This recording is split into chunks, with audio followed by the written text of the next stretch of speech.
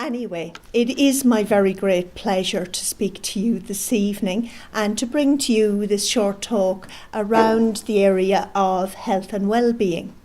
So I suppose I'll give you just another little quick bit of background other than what Ger has said to you. That's a picture of me taken recently in Hong Kong, which is a really exciting trip that I took with my husband in the last month. And you know what? That did an awful lot for my well-being. And so I chose the themes of health and luck there. And you know something, when it comes to health, sometimes there is that element of luck, and sometimes we make our own luck. So we'll talk a little bit more about that later on. So as Ger explained, I am a lifelong learner, and really taking it to extremes now at this stage with the PhD. But anyway, that's another day's work. And another role of which I'm inordinately proud and which really makes my happiness every day is that of a grandmother. And I'll tell you another little bit about that later too. Looking back on the series of lectures, and I don't know how many of you have attended the previous lectures in this series, but you will definitely enjoy them if you catch up with them online. I'm an empty nester, definitely. Yes. Great advice there from Orla, but you know what? I'm happy enough. I'm also an ageing woman, so you know when you look there at the presentation on ageing, there's some really interesting facts and tips there as well, and looking at the perspective then of the young people and the challenges for young people presented by Kim and Karen. There's some really interesting findings there, even for somebody in the grandparenting role if you're not in the parenting role at the moment. And above all, I guess I'm an optimist, and some of the things that we're going to talk about this evening, it's important that we're positive in looking at health and looking at well-being and looking at the story here in Ireland, because it's not without its challenges. Healthcare is not without its challenges. Our health system is not without its challenges. And as a society, we're not without our challenges. And we'll just touch a little bit on that as we go through too. So, why would I care? I'm looking down the barrel of the old 50. Why do I care so much about health promotion? Why do I care so much about the future of our health system? Well, because hopefully I'm going to be one of these with the 100-year life. I don't know. But definitely, see these two little guys here? That's my granddaughter on the left, and that's my grandson on the right. All set for St. Patrick's Day. And if we're to believe the longevity studies and the writings that are out there around longevity at the moment about the future of our young people, it is highly likely that these guys and their generation, the children in their generation, are going to live to be 108 years old. So to kind of put that in context, I was thinking about this today. If I live to be 108, and I want to up the old game on the health and fitness if I do, but if I was to live to be 108, these guys would be 60. So our population is ageing, and we are ageing fast. We are thankfully going to live long and hopefully healthy lives. But we need to think about that, and we need to think about it very seriously, and we need to think about it differently than any generation who has gone before us. And we need to think about it particularly closely for the generations that come behind us. So, what are we going to look at tonight? Well, very briefly, we're going to look at a little bit of background around health and health promotion.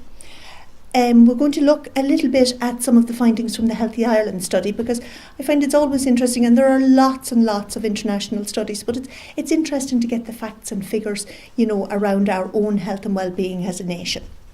We're going to talk a little bit about physical health and mental health, and within the physical health factors that we're looking at, we're going to interweave the mental health. Gone are the days where we think about physical health over here and mental health over there. They are interwoven in our lives. We have one body, we have one mind. So we have physical health and we have mental health, and they affect each other and they interact. Day to day, our physical health affects our mental health and vice versa. We're going to look at a little bit around the notion of well-being and salutogenesis, and then we'll just talk a little bit about balance. So, probably everybody is pretty familiar with the WHO definition of what health is. And essentially, the most important part is that it's not merely the absence of disease or infirmity. And we'll come back to that recurring theme as we go through. So, when we're talking about promoting health, and you won't be able to read those, I'm sure, from where you are, but there are so many elements. And essentially, when we think about health promotion, it's very important to remember that we always traditionally came from the idea of individual behaviour and how important that was for health. And it is important. However, there are very, very significant social determinants of health. And those social determinants, that can be around a person's education, around their background, around their social setting, around disadvantage, and we can be in a privileged society, and many of us are very privileged in society. We can forget sometimes, and it's easy to almost blame people for the fact that they are maybe on low incomes and smoking and taking alcohol and maybe having a poor diet. It's sometimes easier to blame people than to look at what are we doing in society to improve those circumstances for people, to improve their education, to improve their circumstances, so that we lift people out of those circumstances and we improve the health of all our nation. And if we do that, we improve society for everyone. And I was drawn to think about the homeless crisis when I was talking about this and thinking about health and thinking about the number of children in our country who are growing up in hotel rooms. And when I look back and I think of those, my 2 grandchildren there, and I think of, all of our children, all of our grandchildren, how would it affect them to be growing up in a hotel room? And I just think, and this is my only real call to action in here, because when we look at health and well-being for ourselves, that's a personal decision. But my call to action from this evening is to say, we have local elections coming up. Let's open up the conversation with our political representatives and say, what are your thinking? What's your thinking on health? What's your thinking on homelessness? And that we choose wisely who we entrust our futures to. It's not only about national politics, it's right down to local level now when it comes to the difficulties in society. However, this is not a political rally. So, on that note, we'll move on and we'll look and say, well, what are the 3 pillars of health promotion? And they are that good governance. So that's whether that's within our own health system or whether that's within the good governance of the country. And we're very good in Ireland, in fairness, at drawing up very good documents to say, well, this is how we should really do things. I mean, if you think in the world of mental health, you think of a vision for change, a very, very, literally it's in the title, a visionary document. At the same time, many, many years on, 13 years on now, it's still not fully implemented. We have the Healthy Ireland framework, and again, a very aspirational document, and a lot of work has been done, and a lot of good work has been done in physical health and in mental health in Ireland, and that's good, and we should applaud ourselves for that, but still get on with the work of making things better. We really, really need to look as a society and say, what are the things in our country that are not working, and how can we fix them? How can we come together to fix them, to build a better society for all of us and for our future generations? So, the Healthy Ireland framework. So, it's built on these pillars of increasing the proportion of people who are healthy at all stages of life, and we all want that. Reducing health inequalities, which I have already addressed. Protecting the public from threats to health and well-being, which of course is very important. And creating an environment where every individual and sector of society can play their part in achieving a healthy Ireland. Again, that speaks to our sense of community. And so, we look at being tobacco-free. Okay? Not an easy challenge, certainly not an easy challenge in the sphere of mental health, and it's something that we need to examine closely, and it's something that we need to work on collaboratively with our service users, that we get to the point where we are educated and we know and we understand the important choice of stopping smoking. We need to look at the healthy childhood, as we've mentioned, and as has been explored in the previous conversations in this series. We need to look at healthy eating and active living. We need to look at mental health and well-being and how they relate in the physical health sphere. We have looked at positive ageing, and again, a very important element, and it's something we'll touch on later in the talk. And then we need to look at the alcohol consumption. Again, another, difficult area in Irish society. So why would we look at it? Well, if you look at the stats there, we can see, and cancer is obviously a very high proportion of the deaths there. But what is sadly also a very, very high proportion of deaths there, and this is for 2016, is by accident, suicide, homicide and undetermined. So there are a lot of preventable deaths. There are a lot of preventable deaths in the heart and the lung health as well. And so these are important areas that we look at and we consider. When we talk about health, we talk about cardiovascular health, we talk about respiratory health, we talk about mental health and suicide prevention, and we talk about cancer prevention. So, the findings of the survey that underpins the Healthy Ireland framework, the findings in general have, they vary. We have 66% of people are getting their blood pressure taken. They're monitoring their blood pressure. We have 25% of people taking up the flu vaccine. We have 85. We have the prevalence there across the board of the various health conditions. So we are monitoring our health status.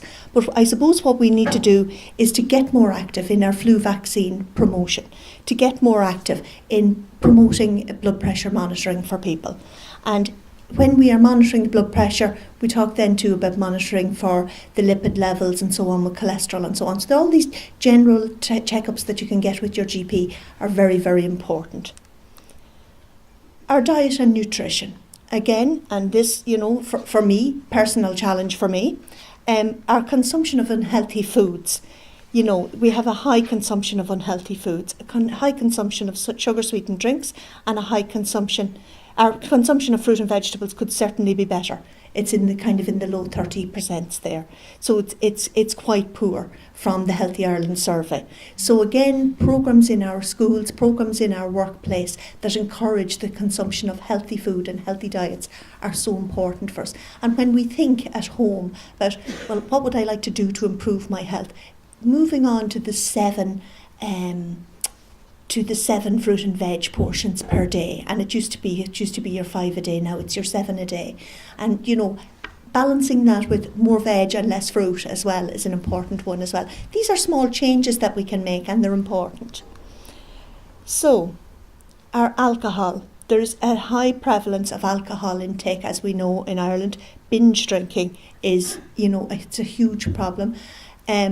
We tend to think that binge drinking is a big problem in our young population, and indeed it is. You see the figure there is 35%, and I'm sorry if that's not that visible on the screen. But if you look at, say, my own age group, 45 to 56 age group, 17% of people reported in the survey to engage in binge drinking. You really actually wouldn't think that figure would be that high, that it's almost 1 in 5 people. So we really need to think about our consumption of alcohol, and I feel that definitely if our regular TV programmes, it's constantly coming at us. It's the glass of wine after work. It's it's endemic in all of the advertising. So we need to think carefully about that and say, is this something that I want, or is this just a habit? Is this, am I celebrating a special occasion, or is this just a wet Monday? So I suppose these are important things to think about. And one of the findings from this survey was that 15% of people, I'm sorry, I just can't read that at the moment. Yeah, so they had feelings of guilt or remorse directly related to their alcohol intake. So that's really, it's not good. Something that should be a pleasurable activity, should be something enjoyable, that we're having feelings of guilt and remorse. Our oral health, again, all of these aspects of health, we're in the mid-ranges. Our performance is okay in Ireland, but we could definitely improve. And our dental visits, and again this comes back to encouraging family members, maybe older family members, to be careful with the dental hygiene and to make sure to do the dental visits, because the big thing with the dental visits is that we will spot the oral cancers. And the oral cancers are so common particularly among smokers. Cancers of the mouth, cancer of the gums, cancer of the jaw, and they will be spotted in routine dental checkups very often. And we come to our perennial problem, the smoking. And while our smoking rate has lowered, and there are more people in Ireland now who have quit smoking than who smoke, which is great, but it is a very significant issue for our health, and it spans all realms of health. And it can be a difficulty, for people with mental health difficulties, and they perhaps have a limited income. And the cost of cigarettes, and I'm not against the fact that cigarettes are costly, but it can have a very, very significant impact on people with limited income. And so we need to work very hard to support people to stop smoking, so that whatever benefit or whatever financial income they have, that they can benefit from it rather than spending it on cigarettes. And then we come to sexual health, and we do have a national sexual health strategy, but what we have in Ireland sometimes is a huge reluctance to talk about sexual health. We have a difficulty or an embarrassment, or, oh gosh, I don't know, I wouldn't like to talk to the GP about that because I meet him over at the golf club or whatever. It can be a very, very difficult topic, but it is an important topic. And as we age, our sexual health can change. We can face challenges. There's a whole new generation of people who are out there dating, maybe for the second time around, maybe haven't been out on a date for 30 or 40 years, but are now newly single and they're out dating. And we need to inform ourselves. We need to have information around sexual health. And for people experiencing mental health difficulties, negotiating sexual relationships can be difficult, and negotiating issues around medication and the effects of medication can be difficult, and it can be embarrassing to ask. So again, we need to think, and where we feel comfortable to do so, open up these conversations among our friends, even with family members if you're comfortable to do that. And I've been a parent. I remember those difficult and embarrassing conversations with teenagers. They weren't feeling difficult or embarrassed. The embarrassment sat with me, and that's a generational thing, I think. But it is important that we talk to both our young people, but also to our partners.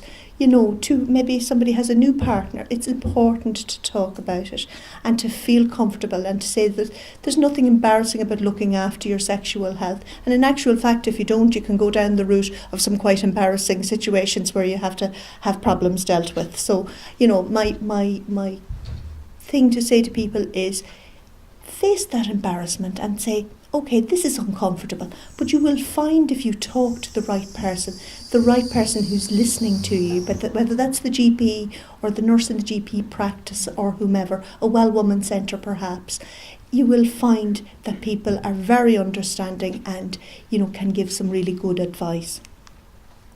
So, when we look at the subject of mental health, and I could talk for the night on the subject of mental health, the big thing that has come about in mental health in recent years is that we have opened up the conversation.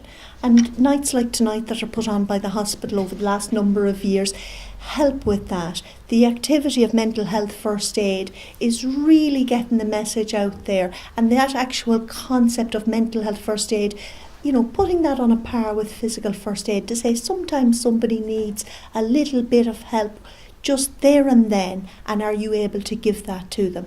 It's hugely, hugely important.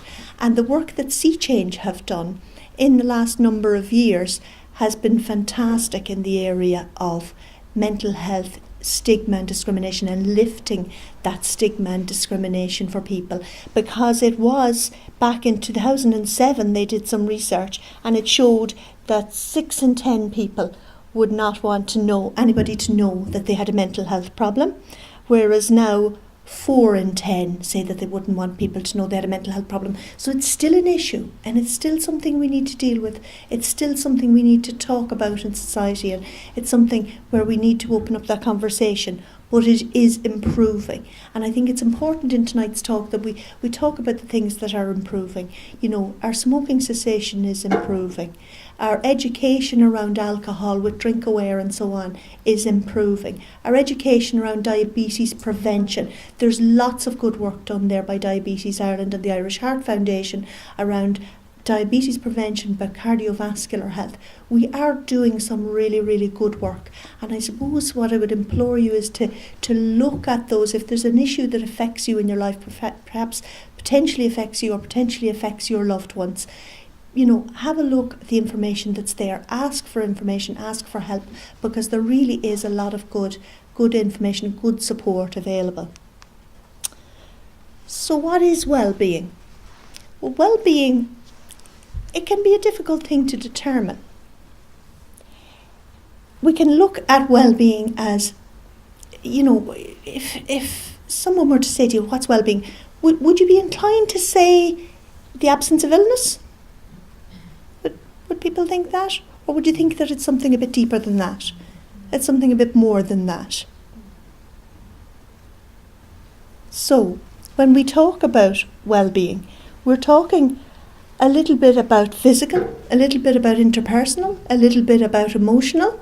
We're talking about moving away from the idea of illness and pathogenesis and the idea, this notion of, you know, a medical model and a medical way of judging our health. And we're getting more into the sphere of how we are in the world, our happiness, you know. And when you think about it, there are many people that we know who have very serious health complications.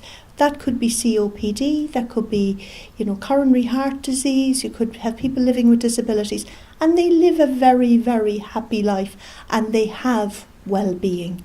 So it's not just about illness, it's about more than that, and it's about how we engage in the world and how we feel in ourselves.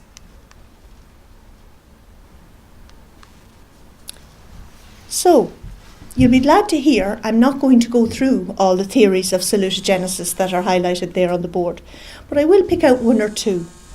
Viktor Frankl, who wrote the meaning of, what did Viktor Frankl write? Man's Search for Meaning. That would be it. And he talked about in the introduction that if you have a why to live, you can bear almost any how. So we can put up with an awful lot. And Viktor Frankl was a Holocaust survivor. He survived Auschwitz and he went on to live into his 90s. And he said that if you have meaning in life, so if you have something to live for, you can bear almost anything.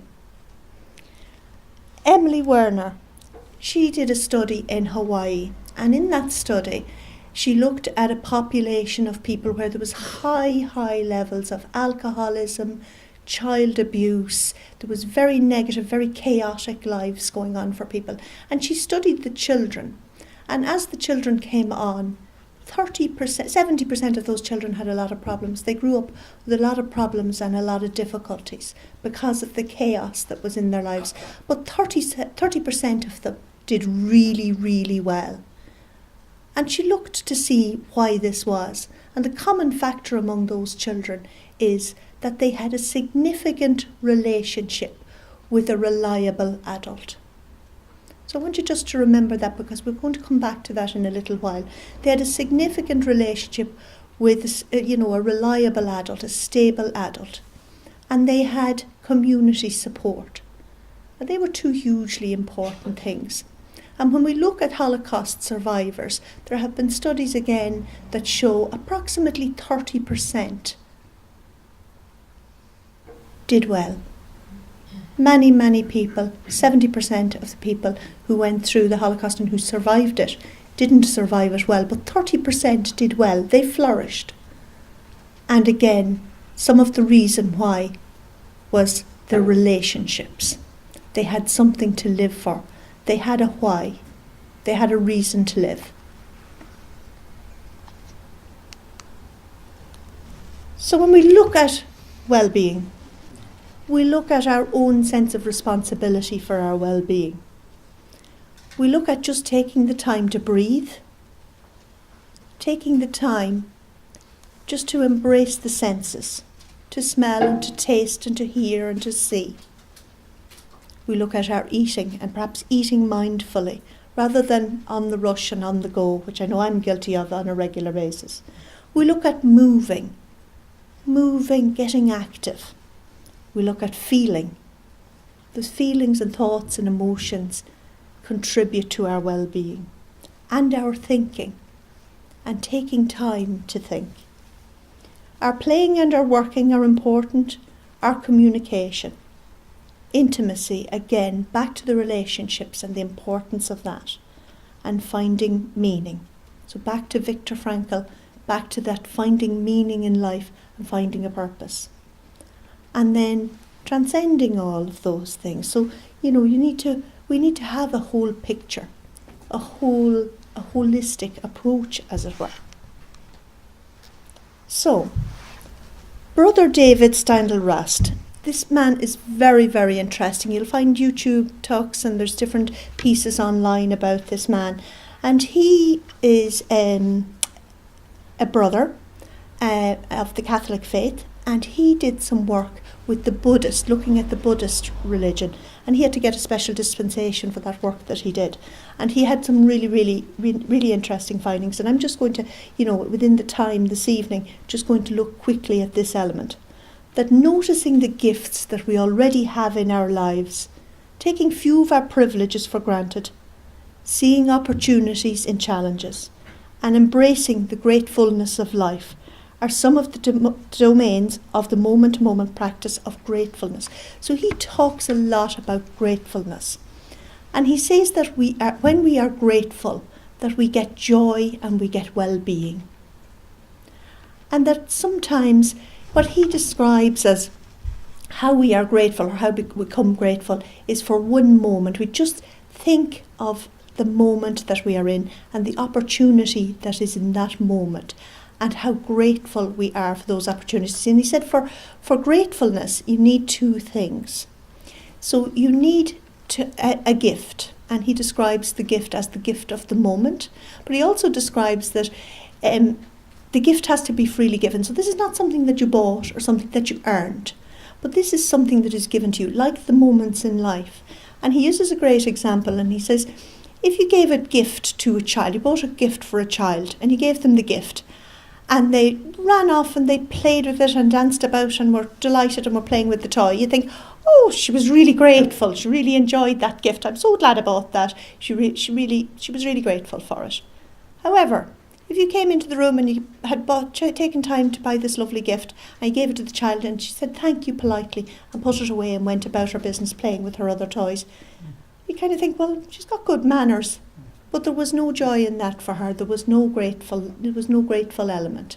And he describes that we should look to be grateful for the gifts that are given to us in life, the day-to-day opportunities, the moments that are given to us. And he talks very, very well about the fact that sometimes things are given to us for which we're not grateful.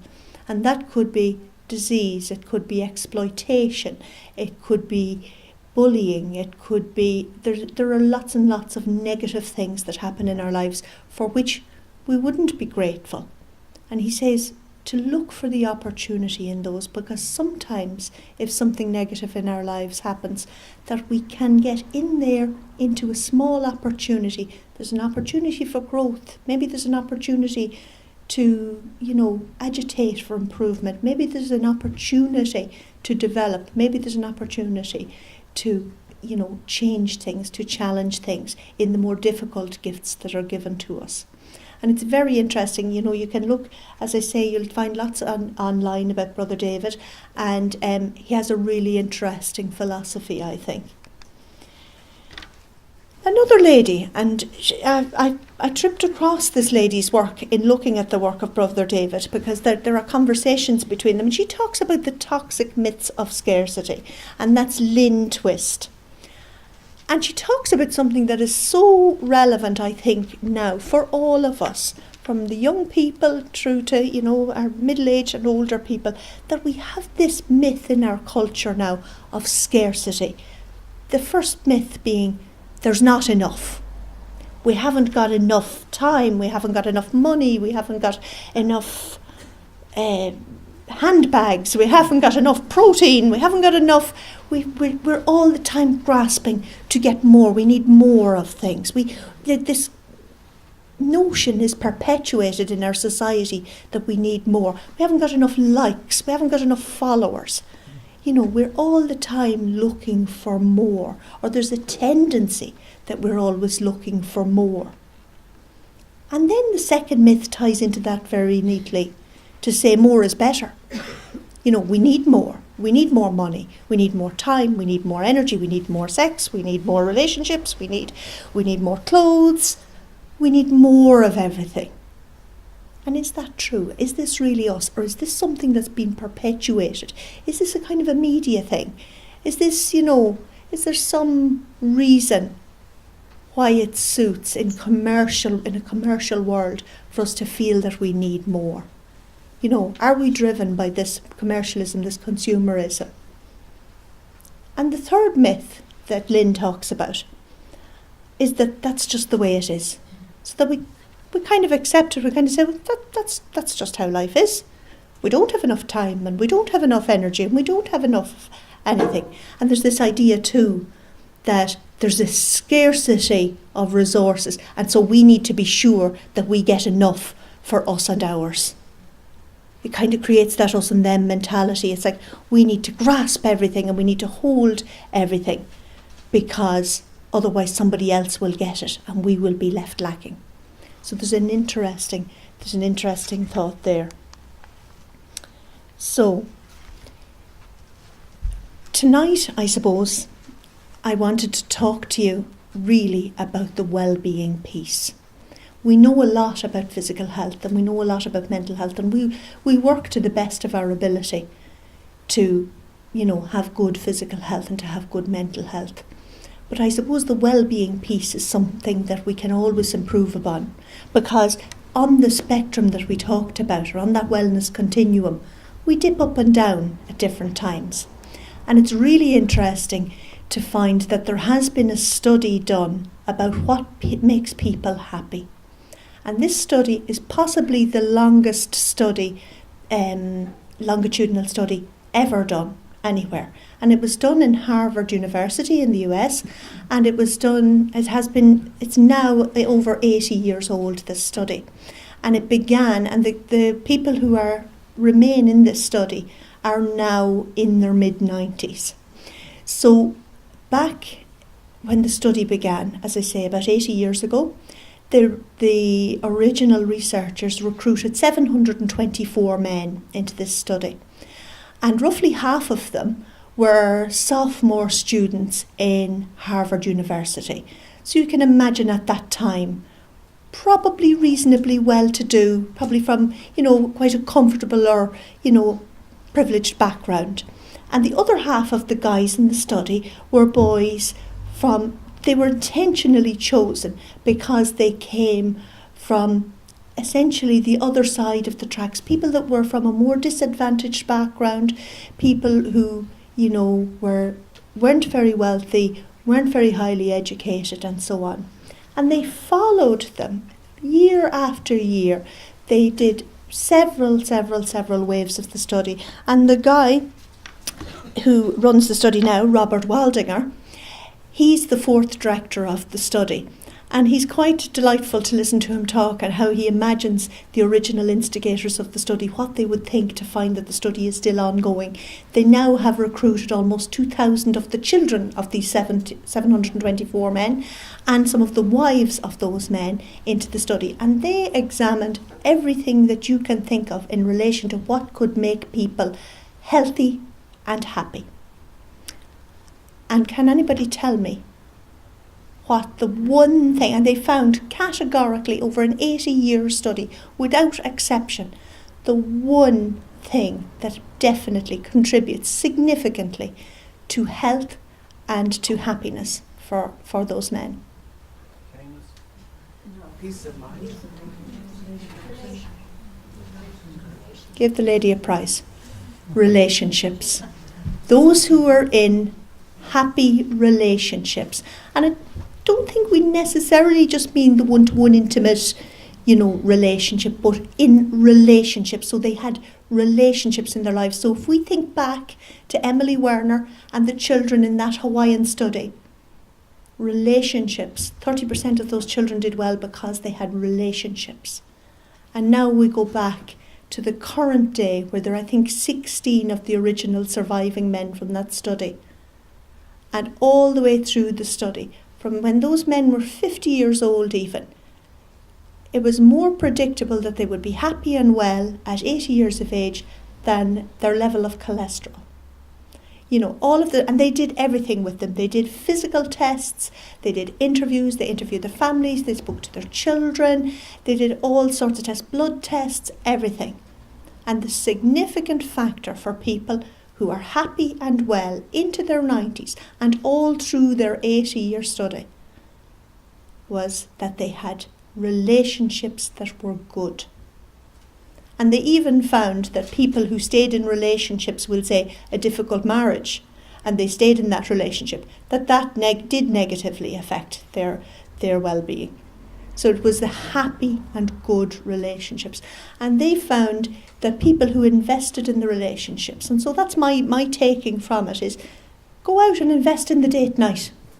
Go back, touch base with that family member you haven't seen for a long time. If you have friends that you've lost touch with, and we all do, if you have friends you've lost touch with, maybe try dropping them a card. I'm not saying that there's a magic answer, and I'm not saying that we'll suddenly be leaping about and all our relationships will be perfect. But I think a scientific evidence of a study of 700 people over 80 years, it's really worth considering, especially when you see that there are several other studies that have sort of similar findings, that really we are, we're social creatures. And yes, if you're smoking, please stop. If you're drinking too much, please stop. But if your relationships could do with a little bit of investment, could do with a little bit of work, or if you're enjoying your relationship, tell the person. Tell your sons or daughters, I love seeing you when you come over on Sundays. Tell your children, you drive me a little bit crazy, but I love you. But, enjoy the relationships. Take the time, take the step back to enjoy the relationship. And to say, this is keeping me well and keeping me happy. And it tastes much, much nicer than a Yakult. So, if I can beg your indulgence for a few more minutes, I would like, if you don't mind, and if you would like to do so, for you to pair up with somebody, or possibly, in threes, it doesn't matter, twos or threes. And I would like you to imagine that instead of 168 hours, which there are in a week, okay, so we have 168 hours in a week, and for those of us who work full-time, 40 of those, roughly speaking, are devoted to work. Or for those who work part-time, maybe 20 hours. And maybe you throw in a few hours commuting. That could be another 5 or 10 or 15. But anyway, many of our hours are taken up with working and commuting or attending to family duties. Sometimes our work is not paid work, it's work at home. And then many of our hours, so we're supposed to get 8 hours sleep a week, so that's 56 hours. So there's a lot of hours gone out of the week. But the interesting thing is that we still really kind of have 40 hours at our disposal, but we sometimes kind of forget about that.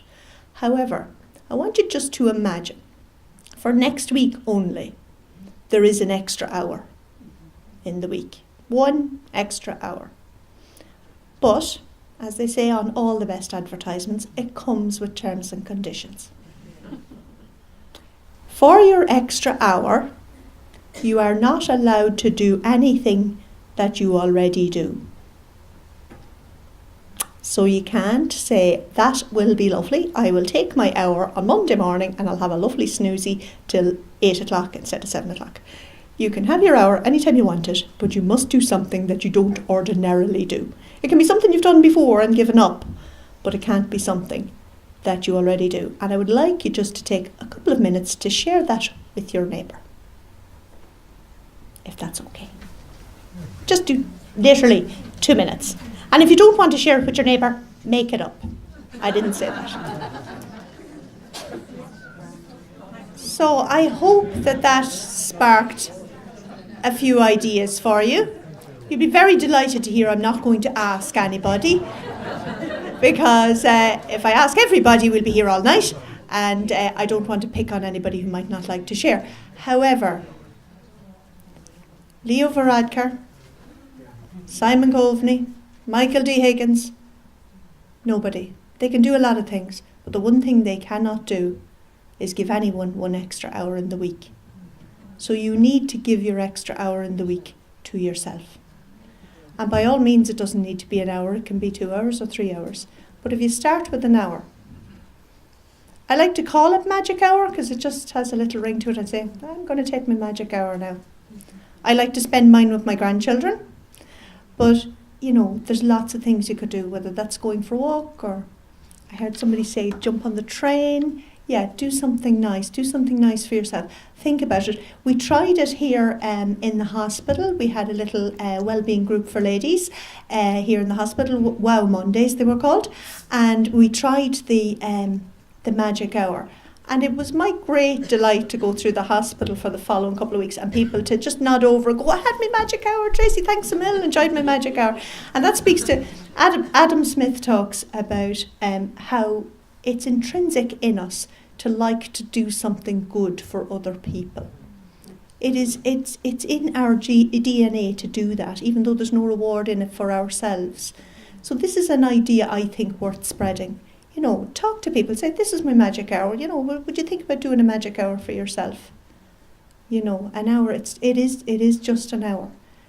So maybe, ditch a bit of screen time.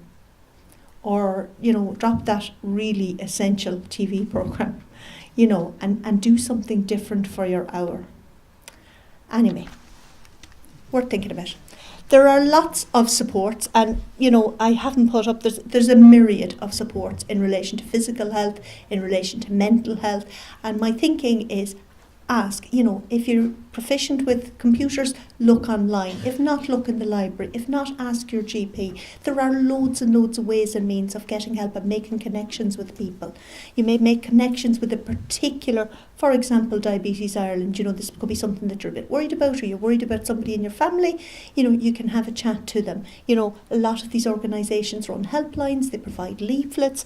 Mental Health Ireland, I find, are very helpful. There's lovely leaflets available here in the hospital as well, all around, different issues, for example, anxiety, things that people, sometimes carry with them and suffer with, not needlessly, but suffer alone needlessly.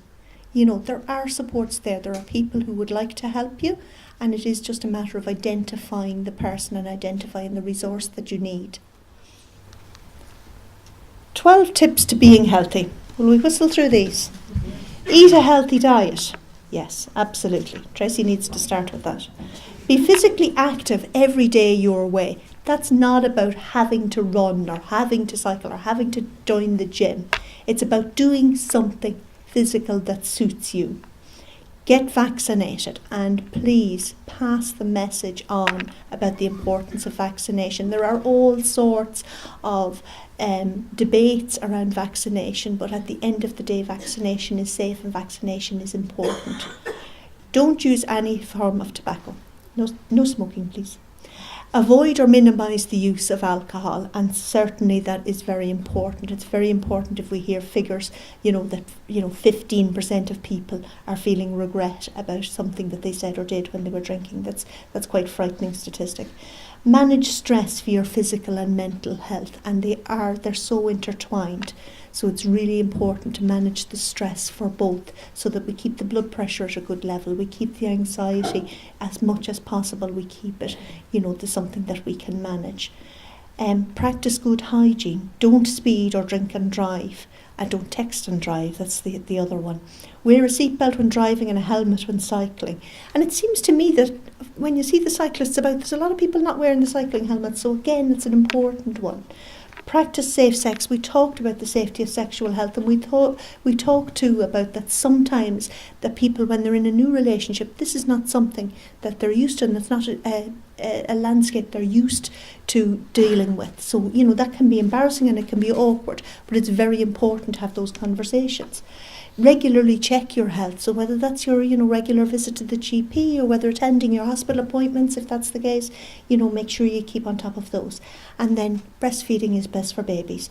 But anyway, that's the end of the tips. And I'd just like to say a quick thank you. We will welcome your questions later on. And for those of you who like to do such things, after me telling people not to have so much screen time, but you could follow us on Facebook, or you can also follow us on Twitter. Thank you.